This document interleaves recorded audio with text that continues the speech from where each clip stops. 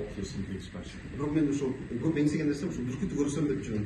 Буюрса келиңиз Кыргызстанга. We'll be waiting for you to come. We can show you many eagles there. Oh, that will be wonderful. Сонун. Келиңиз биз. I'm officially inviting you. Please, This is very kind. this is an invitation from us.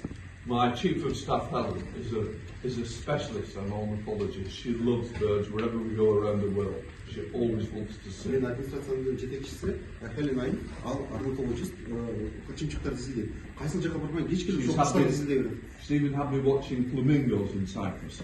Кипрге барганда кечке мени фламинго бар экен, ошол жерге барып көрөлү деп кечке мени үндөгөн.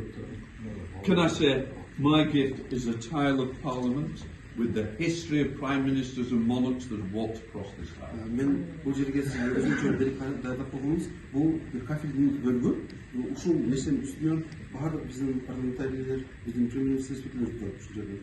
So you take a piece of Parliament back to your country. Ошондо сиз билиңиз, Британия парламентинин бир бөлүгүн Кыргызстанга алып кеттиңиз. Thank you. Oh my word. Kırgız balı. This is the Kyrgyz honey.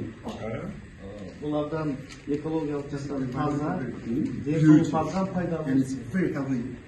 Very beneficial to the Sözsüz health. türde üyülüğümüz benim. I'd like you and your family to try this ones, the white ones. This is my wife's birthday present.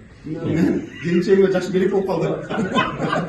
Ben oylayayım, uşul bal sizde Kırgızistan'a alıp gelir. I'm sure that this honey will make you come to Kyrgyzstan. Absolutely. Mr. Speaker, I wondered if you could have a group shot with the members of Parliament. Absolutely.